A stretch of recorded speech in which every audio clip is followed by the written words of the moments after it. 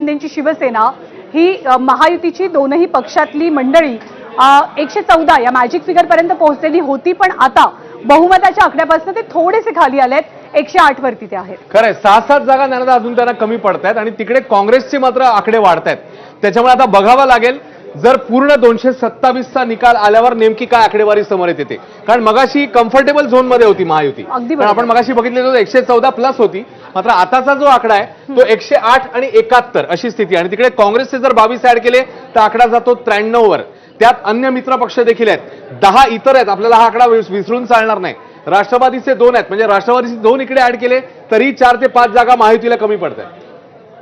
या सगळ्याबद्दल म्हणजे मुंबईच्या निकालावरती फक्त राज्याचं नाही तर देशाचं लक्ष. मुंबईची जी आकडेवारी आहे, मुंबईमध्ये ठाकरे विरुद्ध राजीव सर आपल्यासोबत आहेत, सरिता कौशिक आहेत, अभिजित ब्रह्मनाथकर आहेत. आपण ओळख करून त्याला विसरलो खरं तर. मुंबईची ही जी निवडणूक आहे ती ठाकरे आणि भाजप केंद्रित झालेली होती.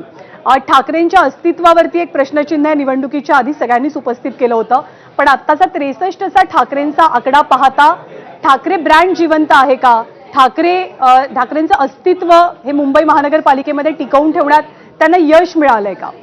नक्कीच म्हणता येईल ज्ञानदा तसं. आणि म्हणजे एका वाक्यात जर या सगळ्या निकालाच्या बद्दल आत्तापर्यंत जो लागलाय त्याच्याबद्दल जर बोलायचं झालं तर असं म्हटलं पाहिजे की मुंबईमध्ये मराठीचा जो मुद्दा ठाकरे बंधूंनी लावून धरला होता तो भाजपच्या अनपेक्षित तो चांगला चाललेला आहे. आत्ता आपल्याला आकडा दिसतोय 108 महायुतीचा, म्हणजे भाजप आणि शिवसेनेचा, आणि या ठाकरे बंधूंचा आकडा 70 पर्यंत गेलेला आहे.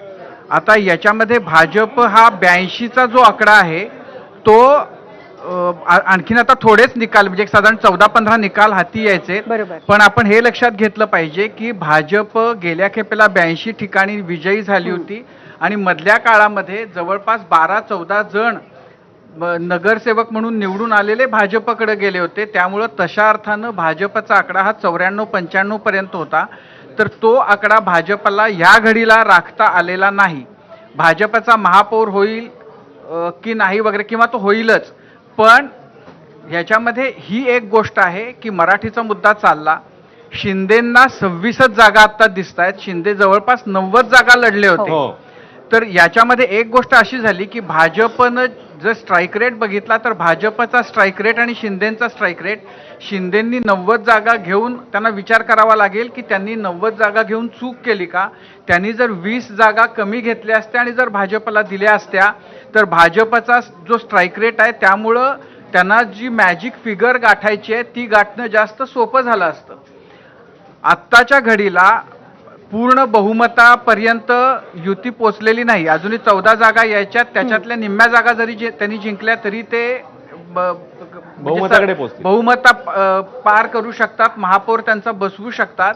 पण भाजपला जे यश अपेक्षित होतं तसं ते नाही आहे, जरी त्यांना यश मिळालं असलं तरी, असं मला वाटतं. खरंय सरिता मॅडम, याच्यामध्ये जसा आता मुद्दा राजीव सरांनी मांडला आणि आताचे आकडे आहेत त्यानुसार मगाशी 115 वर गेलेली महायुती आता 108 वर येते.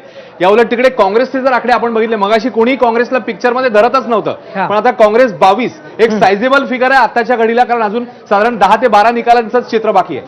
नक्कीच. आणि काँग्रेस आता महत्त्वाची झालेली असेल ठाकरेंसाठी, कारण शेवटी आपल्याला माहिती आहे की युती आघाडी ही निवडणुकीनंतर सुद्धा होऊ शकते. पण जसं आत्ता राजीव म्हणाले तसे 14 जागांचे निकाल बाकी आहे आणि त्यातल्या निम्म्या सुद्धा मिळाले तर भाजप आणि शिंदे एकत्र येऊ शकतात. मला याच्यातला सगळ्यात इंटरेस्टिंग भाग हा वाटतो की भाजपची विनेबिलिटी ही गेल्या खेपेला सुद्धा 82 जागांवर होती, ती आजही तिथेच आहे. म्हणजे भाजपासाठी परसे काही बदललं नाही. त्यांनी कितीही लोक कुठनंही घेतली तरी सुद्धा ते बदललं नाहीये. पण ठाकरेंसाठी सुद्धा त्याला ठाकरे ब्रँड यशस्वी झाला का असं जर विचारलं तर मला वाटतं त्याला यशस्वी असं म्हणता येणार नाही.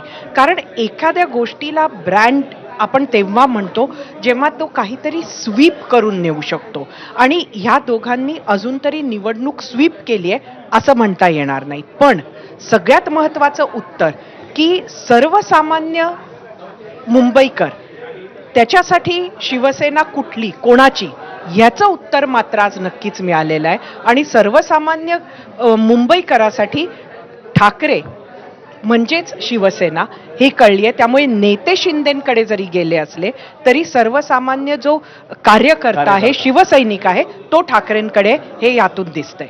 अभिजित, मनसे आणि शिवसेनेचा जो कोर मतदार मानला जातो, जो असं म्हणतात की दादर, माहीम, वरळी, लालबाग या सगळ्या पट्ट्यामध्ये आहे.